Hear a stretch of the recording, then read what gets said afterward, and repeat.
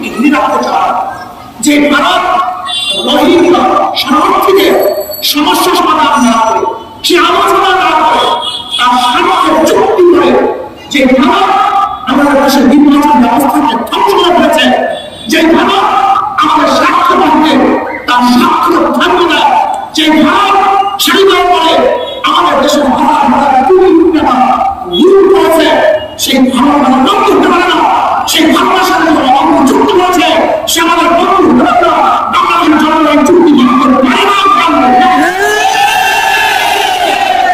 এই চুক্তি কথা বলছে আসলে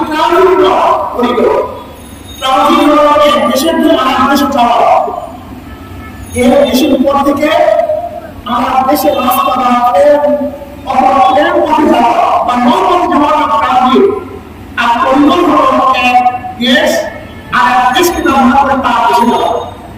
এর নাম পরিণত। আজকে ভারত পরিণত হয়েছে কারণ ভারত আমাদের যারা ব্যবহার করে তার কোথায় হবে? ভারতে যাবে। আমাদের যারা ব্যবহার করে নিরাপদ যাবে না, কোথায় যাবে? ভারত এই নাম পরিণত। যদি আমাদের যারা ব্যবহার করে নিরাপদে যেত সেটা কি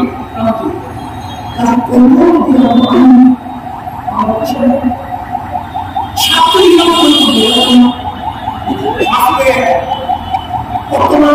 সরকারের কাছে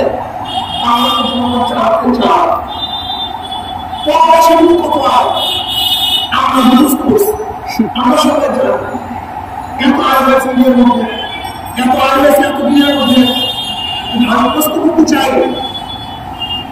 সেই 2015 থেকে আজ পর্যন্ত আমরা ভারতকে যে ট্রানজিট অনুমতি দিয়েছেন, সেই অনুমতি থেকে কত আয় করেছেন সেটা বাংলাদেশ জনগণ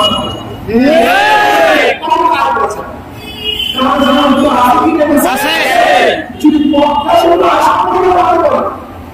ভারতকে যে রাস্তা দিয়েছি সেই রাস্তাটা সম্পূর্ণ জানতে পারবো না, অবশ্যই আমরা জানতে চাই। আপনি জানেন আজকে বাংলাদেশ সরকার এই ভারত সরকার আমাদের দেশের চিকিৎসা ব্যবস্থাকে ধ্বংস করে দিয়েছে। 2022 সালে বাংলাদেশ থেকে প্রায় 4.5 লক্ষ রোগী ভারতে চিকিৎসা হচ্ছে। 4.5 লক্ষ আমি বলতো প্রায় 7.5 লক্ষ রোগী যদি ভারতের চিকিৎসা হয় তাহলে কত অর্থ দিয়েছে। এখন আমি প্রশ্ন